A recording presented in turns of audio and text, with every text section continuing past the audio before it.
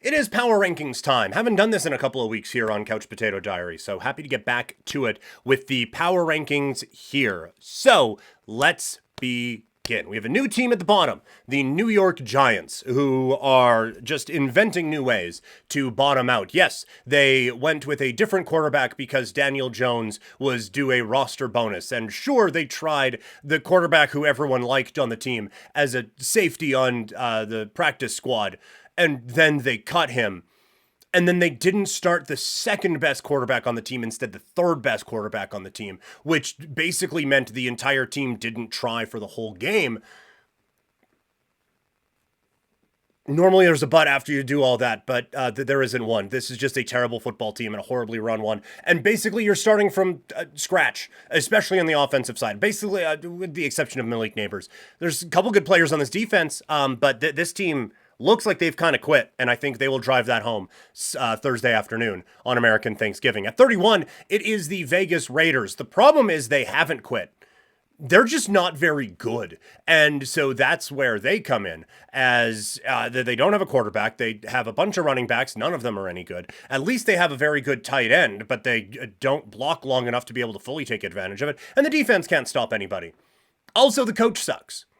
And they're very bad at building rosters and developing players. But aside from that, at least they got the tight end. At 30, it's the Carolina Panthers, who are throwing a parade for not being the last place team for the 13th week in a row. But it does seem like things are actually progressing a little bit out in Carolina, and Bryce Young, if nothing else, is going to play so well this season that it will prevent the Carolina Panthers from doing something stupid and drafting a quarterback with the first round pick that they have this year. At 29, it's the New England Patriots. Yes, they've got the quarterback spot figured out. I am not convinced they have the coach figured out, and it's still a work in progress, but they're battling, kind of.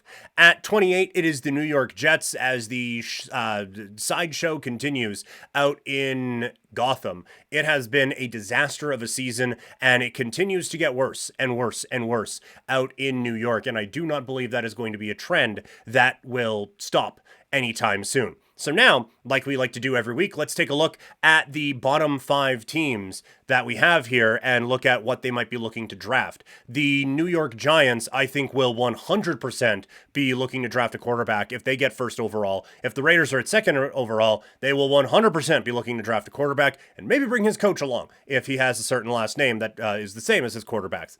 The Carolina Panthers, I don't think they would go that way. I still think, even at 3, Carolina should be looking to move out of that spot and just try to get accumulate a bunch of assets and try to fix this thing that way, because it is more than just a quarterback away or more than just a receiver away out in Carolina. New England definitely wouldn't be in on the quarterback thing. You could see them maybe going wide receiver, running back there as well. I think that the Hunter debate is going to be a very, very interesting one as the draft process really starts to pick up. And the Jets would be a very intriguing team because I think very clearly they don't have the quarterback of the future on this team. And while this year has been an unmitigated disaster, there's still a lot of talent on this football team. And so I don't think that this is if we just draft a wide receiver, then this team's going to take off. I think if you can get that quarterback of the future there at 5, you take that. Now, again, this is just based on my power rankings. Obviously, the teams will land probably in different spots, but that's how I have them right now. All right, outside of that top 5, we have Jacksonville at 27. They had a bye. They inexplicably didn't fire their coach, but yeah, it just hasn't been very good. The Tennessee Titans, they have at least shown signs of life here, and I still think they have a couple of really good pieces on this team and actually have a decent football team. It's just the quarterback probably ain't it, and I don't know if the coach is either. At 25, it's Chicago. The vibes continue to be really bad out with the Bears, but at least they battled and forced overtime, so that's something. At 24, it's the Cleveland Browns, the vibiest team to ever vibe with Jameis Winston at quarterback right now. Good win that kind of moves them up the rankings a little bit. At 23, it is the Dallas Cowboys, again, picking up a out-of-nowhere surprising victory, and now have a bad New York Giants team coming up tomorrow. Chance to do a couple of things here for the Dallas Cowboys and work their way out of a good draft position, but also maybe convincing their owner, Jerry Jones, that the right answer at coach is Mike McCarthy. So No real upside to any of this winning for the Dallas Cowboys. At 22, it's the New Orleans Saints, who are absolutely one of the teams in the NFL. At 21, it is the Cincinnati Bengals, a remarkably disappointing season and a complete waste of a tremendous year from Joe Burrow, who has been just balling out so far this season. At 20, it is the Indianapolis Colts, who I continue to not be able to get a read on. At 19, we have the San Francisco 49ers continuing to deal with injury problem after injury problem. They, at this point, are just, can we get out of this season and move on to something else? Because it's been a disaster out in San Francisco, but still in the race for a top spot in the division. At 18, it is the Arizona Cardinals. Tough loss this week against Seattle. It feels like every time Arizona comes into a situation where they could potentially actually show that they're a real team, they don't. And that becomes a bit of a problem out there. So I still think that they're good. I just don't think that they're great. At 17, it's the LA Rams, who I think kind of showed this week that run defense might be a bit of a problem. But aside from that, good football team, and one that I still think, again, I have a tough time getting a read on them because one week it looks awful. The next week it looks like no one can stop them and they are actually going to be a force in this division. But I do also think that things are probably going to catch up to them here a little bit over the next little while, would be my kind of assumption. At 16, it is the Atlanta Falcons, who again, just 16, perfect for them because they just scream mid across the board. At 15, it's the Tampa Bay Buccaneers. I'm not giving up. I'm not giving up faith in the Tampa Bay Buccaneers. The schedule looks great the rest of the way. At 14, it's the Miami Dolphins. I think this week they're going to take a step back against Green Bay coming up on Thursday, but I do think that this is going to be a team that is still in this playoff race right down to the end. At 13, the Denver Broncos beat up on the Vegas Raiders this week and continue to really stick it to me and show me that they are actually probably just a good team in the AFC, sorry. At 12, it's Houston. This is a team that is taking a big fall from where I did power rankings the last time. It's too inconsistent on the offensive side now. It's simply not good enough. And defensively, they're giving up a few plays that they shouldn't be either. So it's a bit of a step back. It is still an incredibly talented football team. And I don't think there's any reason to panic out in Houston. I do think that this is just a bit of a step back year for them. They're still going to make the playoffs, though, and win that division. At 11, it is Washington. This is maybe an overreaction, but that is just a Cowboys team you shouldn't be losing to. And the schedule doesn't get super hard the rest of the way, but there is, I think, a concern that this is maybe not as glamorous as we thought it was going to be.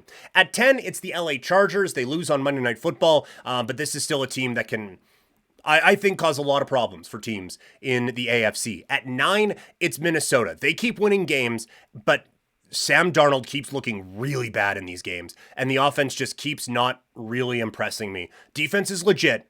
I really have questions about the offense. At 8, it's Seattle. I don't know why I am so quick to fully buy into everything they are doing, but I think they're getting healthier on defense, and the offense has enough firepower that even if they're having an off night, they can turn it on and put up some points and again, cause some problems for some teams. At 7, the Green Bay Packers. I want to believe in this team so badly. We have a ticket at the beginning of the year of them to be the NFC champions and the representatives in the Super Bowl, but the offense has looked just perfectly smooth for exactly 0 seconds this year, and the defense starting to look worse and worse. Now, they beat up on San Francisco this week, and that's fine, and it does kind of seem like they are just going to look to kind of, again, steal the basketball turn, dribble the air out of the basketball. But I think that they are going to really, I think they're going to run into some problems in the playoffs if they start to fall behind in some of these games. But it does look like they are trying to really slow the pace down and control things when they are on offense. At 6, it's the Baltimore Ravens. I still have major questions about this team defensively, but I think offensively, it's a juggernaut of a football team right now. At 5, it's the Pittsburgh Steelers. I mean, it's a bad loss against Cleveland, but I can't really drop them down below Baltimore for losing in a snowy game after they beat Baltimore a couple of weeks ago. The defense is one of the best units in all of football right now. At 4, it's the Kansas City Chiefs. Last time we were doing a power rankings, they fell off, or they were at number 1, so they have certainly fallen off in that spot. When you lose even once, it does kind of show some of the warts, and this team, like, defensively is still phenomenal, but offensively, it's not, it is not putting up the points the way that the other teams ahead of them are. And so that this isn't I think Kansas City, this is the year to get them, because we'll probably talk about that in an episode a little bit later. But it's just not as impressive as it's been for some of the other teams. At 3, we got the Buffalo Bills, a team that beat Kansas City a couple of weeks ago and looks like things are coming together for them. I still have a couple of question marks on the defensive side, but offensively, Josh Allen is looking to put an exclamation mark on an MVP season.